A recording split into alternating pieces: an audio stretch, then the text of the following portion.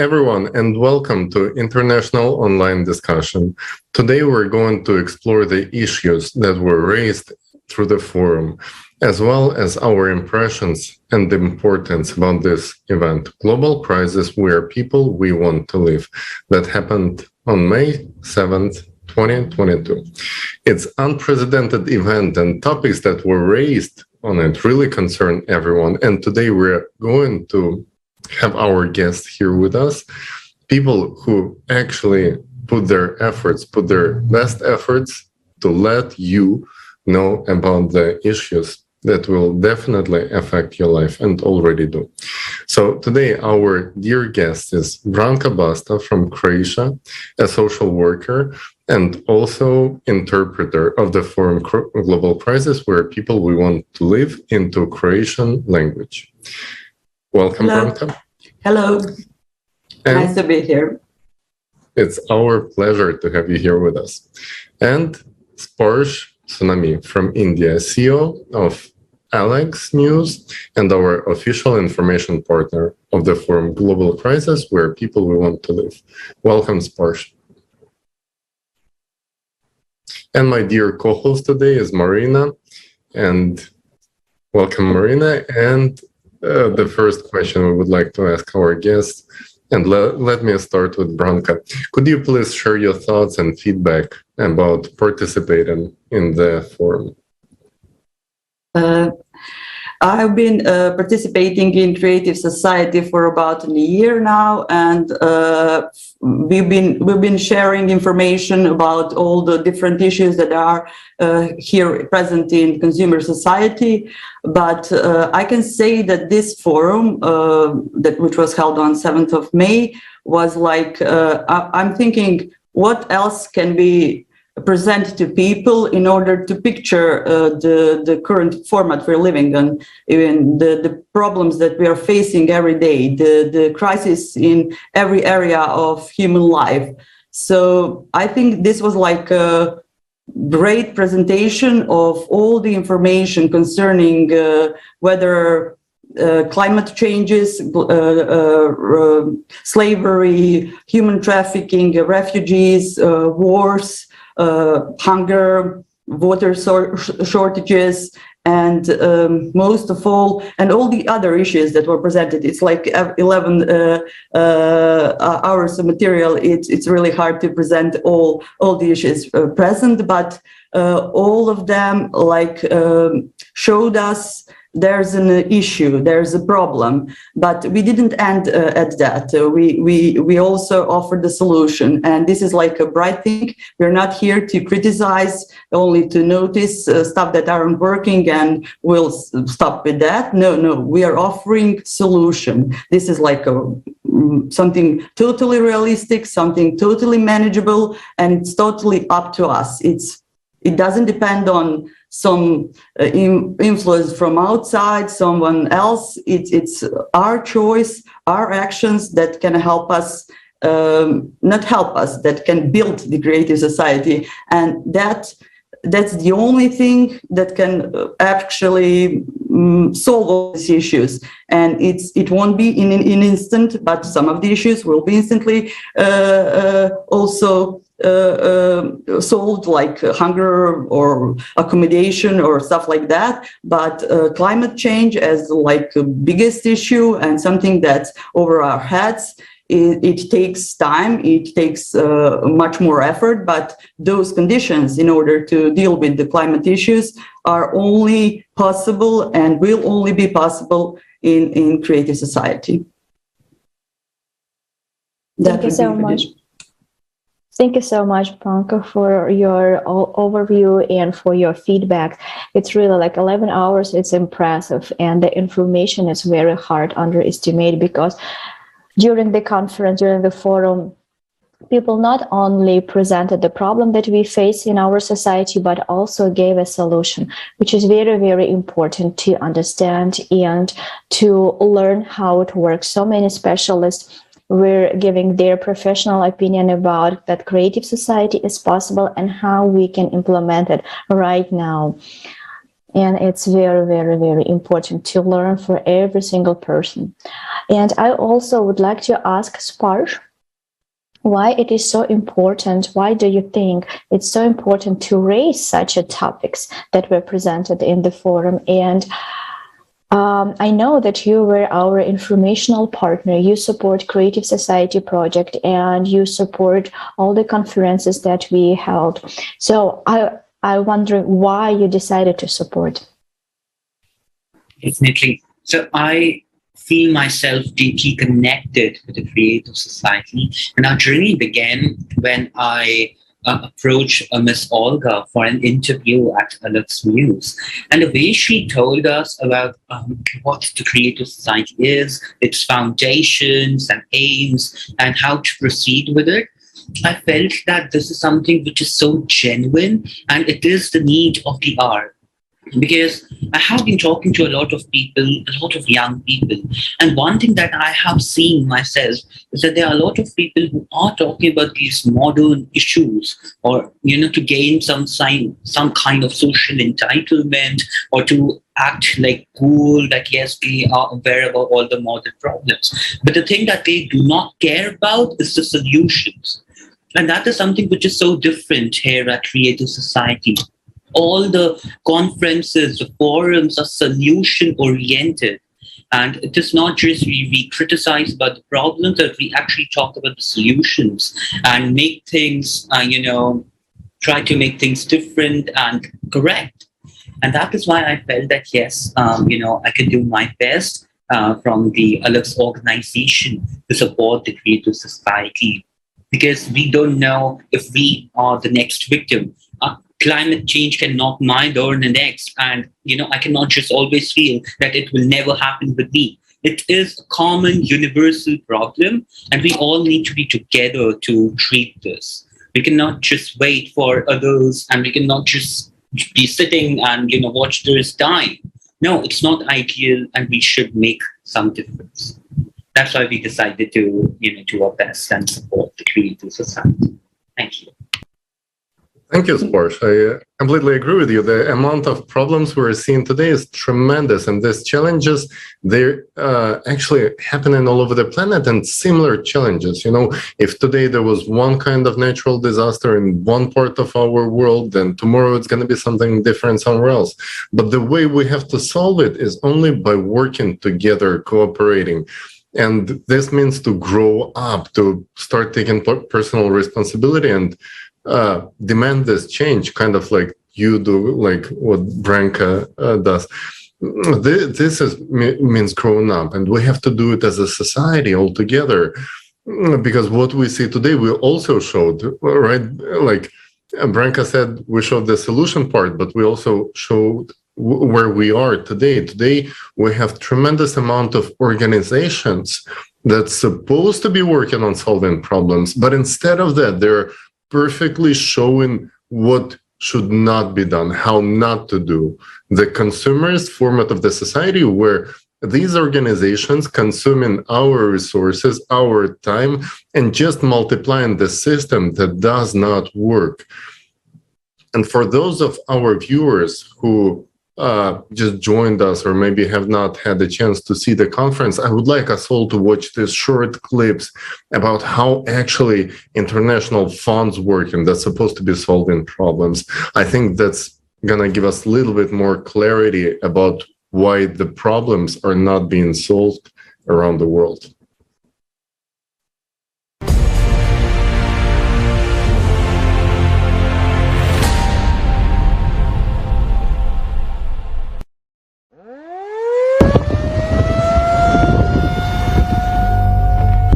Perhaps you may think it will never happen to you.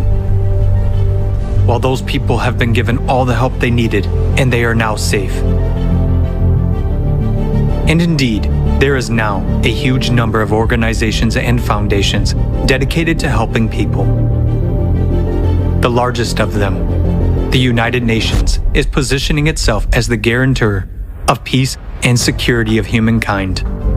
For decades, we have been hearing beautiful slogans and promises from high rostrums. If you listen to these loud statements, it may seem that we will solve all our problems. There will be no more poverty, no more hunger, no more wars, and we will all live well. After all, there are over 100 international organizations working under the aegis of the United Nations to solve the world's problems. For every new problem, a new organization is created. Every year, UN member states pay huge contributions to these organizations. In fact, this is money from our pockets. These are the taxes we pay to the state. Between 2010 and 2020, according to official data, the 44 UN organizations alone raised $540.4 billion. Contributions to the UN organizations have increased by 58% over 10 years. But let's take a look at what we have achieved over this period of time. The largest amount of money today goes to solving the problem of hunger. The main UN organizations to tackle this problem are the World Food Program, WFP, and the Food and Agriculture Organization, FAO. They have raised $79.8 billion over the last 10 years. Current estimates are that almost 690 million people are hungry in the world and 750 million people are severely food insecure. The Food and Agriculture Organization itself predicts an even greater increase in hunger by 2030. 841 million people. So, the World Food Program is projecting funding needs for 2022 already at $13.9 billion. So they say, there will be more hungry people, so they need more money. It is a legitimate question. How is it that, with ever-increasing funding, the problem itself is only becoming worse? Let's look at another problem, the refugee problem. The number of refugees has doubled over the past 10 years, comprising 82.4 million in 2020. The United Nations High Commissioner for Refugees, UNHCR, deals with refugee issues. Over the past 10 years, funding for the organization has increased by 56%, reaching $4.8 billion in 2020. Let's look at what kind of help they provide to people. One area of refugee assistance is shelter. On their website, they state, "The main part of our protection mission is to guarantee access to proper shelter in humanitarian emergencies. We provide tents, distribute plastic sheeting, and develop strategies, tools, and guidance in emergency situations, and provide emergency assistance to those who need it most. On cold nights or hot days, our help can be the deciding factor between life and death. In an emergency, tarpaulin tents are an adequate short-term measure, but people live in such tent camps for years in inhumane conditions with no hope of the future. Due to the lack of even basic sanitation conditions, people die of infectious diseases. Who benefits from the problem not being solved? As long as there is a problem, there is funding. And if the problem is solved, there will be no funding and therefore no organizations. As long as there is a financial interest, as long as someone makes money from it, no one will solve the problem. The UN itself is very much like a transnational corporation in its structure. There is a parent company that coordinates and manages the activities of its other companies, but each brand is a separate business entity. In 2020, more than $3.7 billion was spent to maintain the UN bureaucracy on staff and director salaries, health insurance, holidays, business class flights, and other expenses.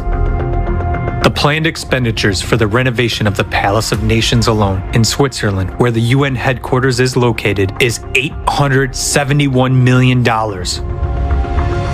With this money, 174,000 houses could be built using 3D printing technology. How many refugee families could benefit from this housing? But alas, building homes for those in need is not a priority for their aid.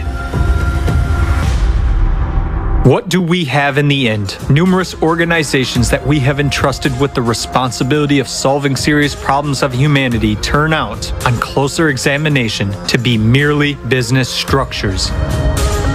It becomes obvious that there is a direct interest in the growth and aggravation of problems. In other words, it is beneficial for someone that people starve, struggle to survive, and make wars with each other. And that is the cynicism of the consumerist format of society, creating the illusion of solving a problem without the real goal of eradicating it is a principle of the consumerist format. Under such conditions, it is tantamount to anesthesia for a fatal illness. And even closing or reforming some organizations or firing some individuals will not save the situation, because new ones will come in their place and do the same thing, making money off our lives. Today, because of our tacit support for the consumerist format, we are all on the precipice. The rapid escalation of all crises will soon bring us all, without exception, to the brink of disaster. What kind of help will we get? A piece of tarpaulin for shelter and a couple of bottles of water?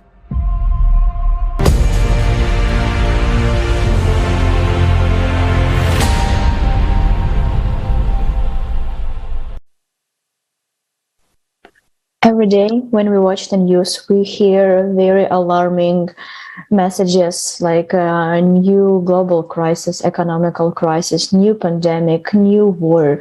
And we so get used to these alarming messages. So because every day we hear it, we read about that. And on one day, like we become like immune to these terrible things that evading us. So if like we are not caring about our future, definitely we are not caring about the reality of the people that are facing terrible circumstances in their life already. And as we can see, the number of refugees only increasing every day. Doesn't matter if it's a climate refugee or it's a war refugee, the number is still increasing exponentially. And this problem is not solved. People are left alone with their problem. And as we can see, the organization or foundation do not solve the problem at all, simply because refugee is a very profitable business.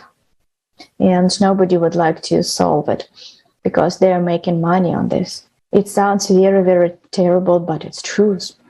And Sparsh, I have a question. What do you think we can do to solve this problem once and for all? And why do you think we have this problem at all? Right. One of the major issues is that the wealth and the value of person is counted in terms of money. And that is the main modus operandi of the consumerist society, which is completely unethical. The way we are proceeding, we are just counting notes which are depreciating in their value. And we are just then trying out ways to reduce the demand. I mean, this is completely immoral, and we have to try and take very important measures. Now, one thing that I want to say, it's not that we are against the United Nations, but the problem is that the point is that we are against corruption. We are against the problems, and we want them to be solved. We want nations to unite. Yes, that's absolutely correct. But they should unite to solve problems instead of making money and increasing the problems. We need a very clear goals to go ahead with. And I believe that young people need to come up together. It's not that there would be a kind of, we want people to coexist together, different generations. The old people who have seen changing worlds, technological advancements must be there to provide guidance, and there should be young people to work. And I feel that these young people these refugees are a great asset in these days of aging population. Be it we talk about countries like Germany, we talk about Italy. These people, these countries are providing, they are attracting people by providing free education, great scholarships. I think these scholarships should be more inclined towards refugees, those who actually need them, not those with some wealthy families with lots and lots of money under their bed. We want good education, great, environment for them to grow and help the whole world together. It's not that our country will benefit or their country will benefit. We need to be together in this. We need to unite and solve common problems, and things and services like education and housing and proper food and sanitation must be there for them to grow. Sparsh, thank you so much for noticing this, because that's exactly what I was thinking when I was watching the video. I was like, take a look at this. We have so many organizations fighting these problems, but none of the problems is actually being solved.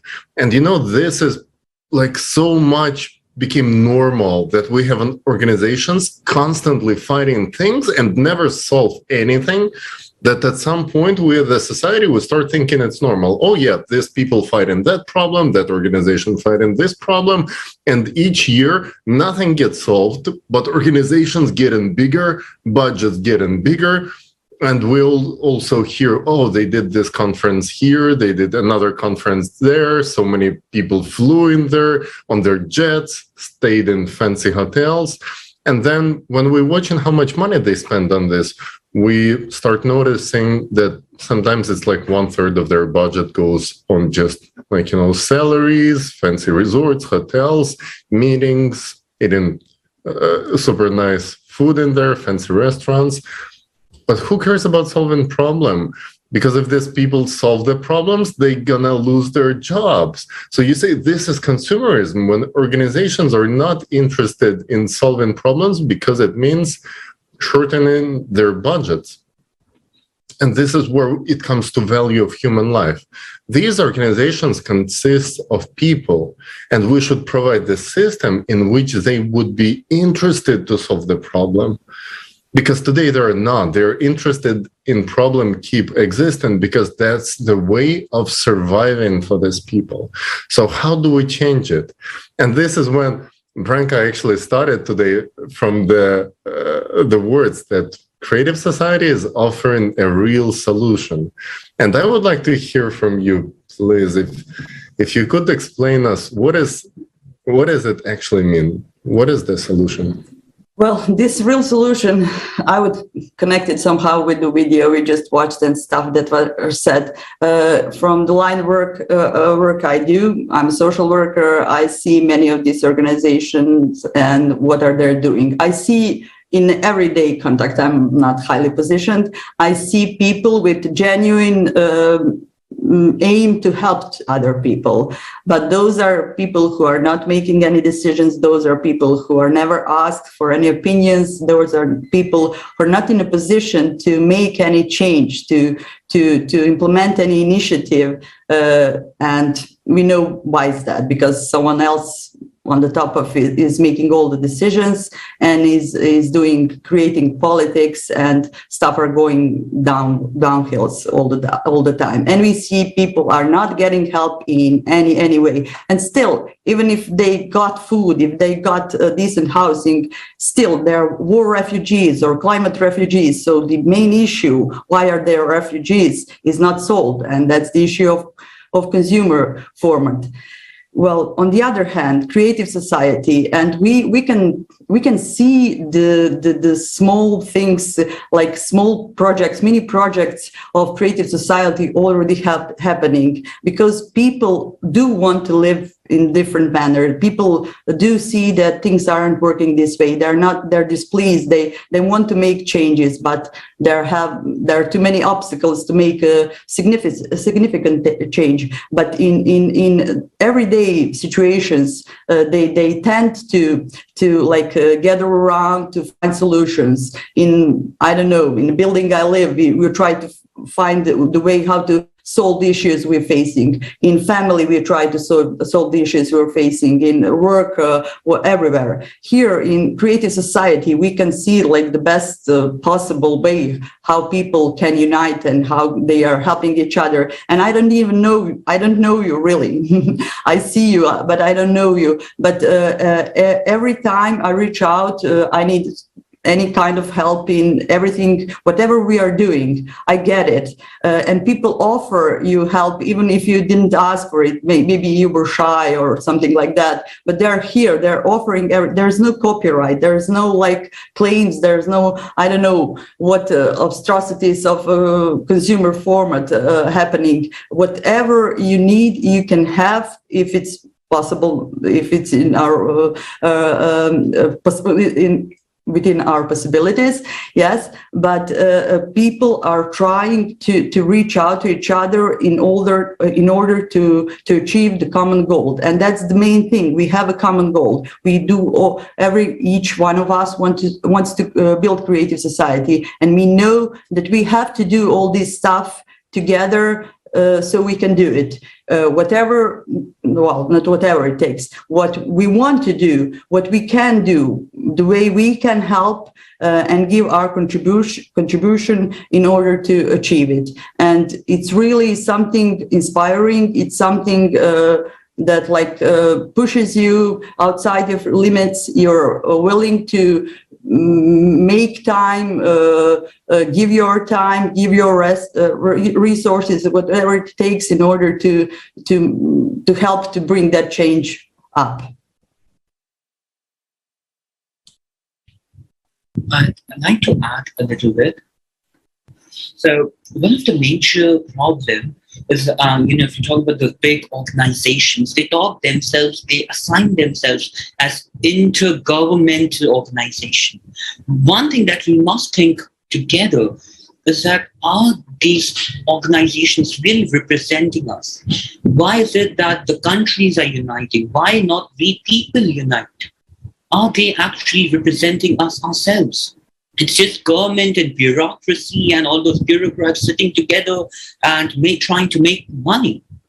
Why it's not that people, as Ms. Branka said, that we people are ready to help each other, but our government's ready to help each other. If they are not, then they are not truly representing what we feel and what we want. This is absolutely true. I have to step in. This is totally true. They're not representing us. They're not representing our needs. They're not representing our aims. And they're not doing, if they are doing any job, they're doing a very lousy job, because this is not the world we all want to live in, definitely. Thank you, Franz. We definitely all would like to live in a better world. And we understand right now very clearly that it's up to us. So we cannot no longer shift the responsibilities to somebody else's shoulder and hoping and dreaming that this person will fix that. No, that will not happen. And we see it's already very, very clearly. So we definitely need to stand up. We need to act. We need to spread the information about the threat that we live in and the solution, the creative society, the new model of a society in which every single person can have a decent life, where we will forget about all the wars, miseries, pandemics, and all terrible stuff that are now reality, unfortunately. So, and there are so many people who already understand that idea and who already act in order to make that creative society our reality now. So I would like to invite to watch short video clip about international discussion.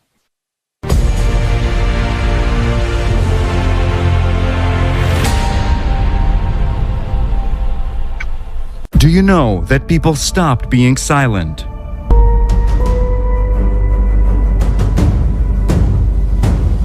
International discussions. The truth is that when it comes to migrations and refugees, it is a business. I saw the market where the children selling out openly 4 days, we were facing the sniper shot us and the bullets above our heads. If we do not address such issues like human trafficking, tomorrow it could be you, tomorrow it could be me.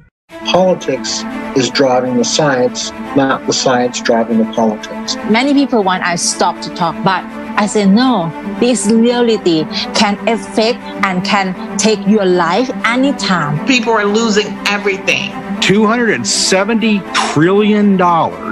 Where is the money? And where is the result? This 12,068-year cycle is a clock cycle. All these problems that we're facing right now, you cannot tackle alone.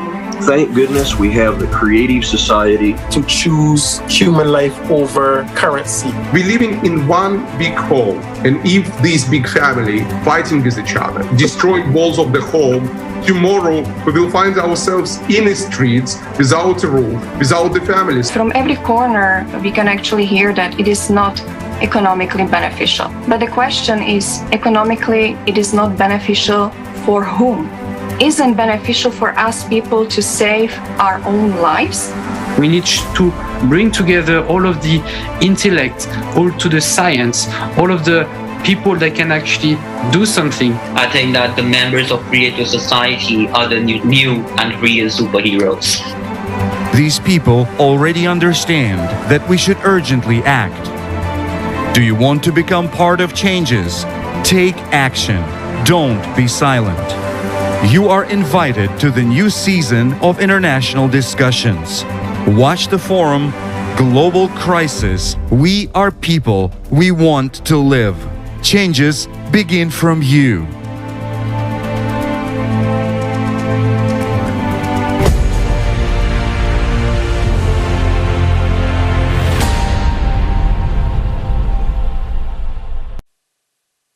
Yes, friends. You are actually heroes.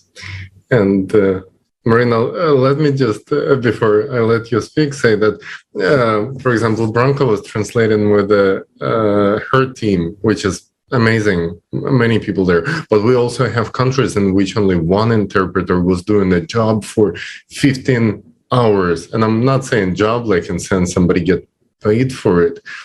People were just doing it to let people know the vital information that's going to help us to survive.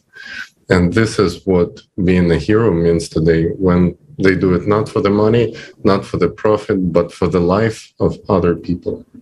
Thanks. Yeah, thank you so much for bringing that up. It's true, there are so many people who definitely were forgetting about their own and we're acting for the benefits of a humanity. And they are a true hero. Absolutely, I absolutely agree with you. And right now we have a huge task in front of us. In order to build a creative society, we need to inform every single person about the possibility of building this new format. And I would like to ask you, Branka, how will you explain what creative society is and how it benefits every single person on earth to somebody who never heard about this project? Well, we should try to start from agreeing on the things that things aren't working. We aren't pleased with the format we're living in. And this takes, and this literally means we have to do something in order to change it. And why to change it in creative society?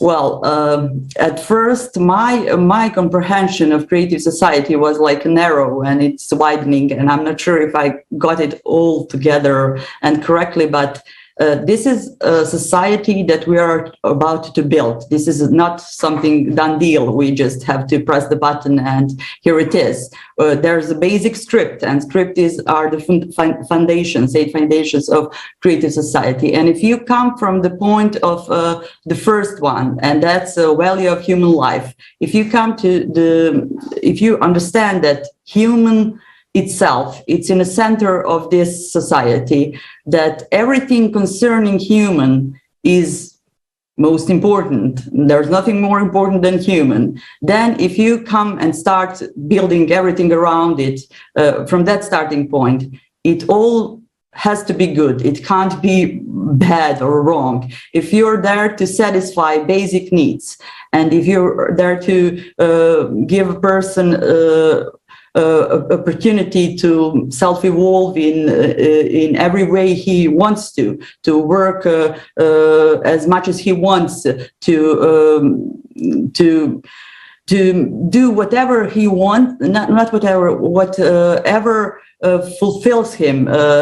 And if you start from that point, that everything concerning human, me, you, everyone around us, then that's something that's promising. That's not, we're not occupied about some group of people. Some group of people are important, and we're doing everything in order for them to be wealthy, to be healthy, to be good, to be rich. No, we are trying to make a society that will help us, every one of us, to have whatever we need. And we know what are basic needs, and we know what are those self-evolving needs that are coming later on. Yes, Branka, and not only that we have these needs, but today we also showing how much resources we have to satisfy these needs, that basically technologies even allow us today live much better as a whole society, but only if we realize we are one. Because, for example, we showed at the previous conferences what tremendous amount of wealth is being generated by robotization, by automation, by artificial intelligence in mass production of goods.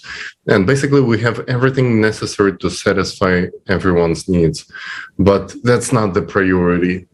Satisfying human needs and creating decent level of life is not the priority. Somehow we let the society prioritize generating profit for a few. And the system is not working, and it's not even benefiting those few, because there is no feeling of safety. There is no security for anyone. And it doesn't matter what your level of wealth, income, consumption, when something terrible happens, when natural disaster occurs, or even more military conflicts, it doesn't matter what's your level of consumption or what's your spot in the Forbes magazine. It affects everyone the same way. That's why building secure world is a top priority. And maybe, Sparsh, you could tell us a little bit more why we have to build a society in which nationality or social statuses, they don't matter. And do they actually matter, like, to anyone? Do we want to live in a society where we divided on social classes and nationalities, really? And what is the opposite of that to you? I definitely agree with what you said, because, one of the major issues is that we talk about living standards and how to improve them. What we often forget is the word living comes before standards. Everyone wants to increase their own living standards, but we don't care about if others are even living around us. We all are dying every day, and we need to stop dying. If not physically, then mentally. And the education system is just flopped up. If I want to take good quality education, I myself am a Cambridge student, and I follow the UK-based curriculum, staying here in India. And it is so expensive to actually gain good quality education, which allows me to get international exposure. If I want to save money, I have to limit myself to what is there in India, which is completely unethical. Because, if we talk about countries, nations, I think we all are global citizens. We all are residents of this planet named Earth, and that is enough. Why do we call ourselves as, I am from this part, you are from that part, so we are different? No, we all are same. And of course, we have a diverse culture and we need to respect it, but it does not mean that we are different. And we know, if you talk about the solutions, first of all, there should be a proper communication and we need to spread what we feel. And it is not from the media pendulum, because they cover a problem and then they spread it so much that instead of spreading solution, they end up spreading the problem. And then there are more and more riots and protests, not aiming to solve anything. Also, a creative society, we are not, sitting in a luxurious office, a great tower in the New York City. No, we are from different places. We are remotely connected thanks to technology. And we are able to save huge amounts of money and funds, and also climate. Flying from one place to different place, it is not at all suitable, and it shouldn't be done until it is very, very, very necessary. Though some necessities compel us to do that, but I think there should be more alternatives that are carbon neutral. Same goes for food. We all are dependent, a lot of us are dependent on products from animal origin, which is, again, completely unethical. We want life to grow on this planet, not to kill them. Whether they are human, animals, any life, all lives matter. And especially talking about humans, yes, we are humans, we are people, and of course, we want to live. So let's focus on living first before increasing our standards. Well, Sparsh, you totally touched on some topics like, why are we still not producing food with efficient way? We have technologies that allow us to grow meat from cells. Like, we don't even have to do this whole production cycle, which is so outdated. We have vertical farms which can eliminate the hunger problem on Earth, and we do not even know about it as a society. So, of course, we cannot create this demand request for it. And we're being threatened from mass media that we're witnessing the new wave of mass shortages when it comes to food. This just doesn't make any sense. So as, of course, pollution and our environmental problems, which are also not being solved despite all the money spent on it.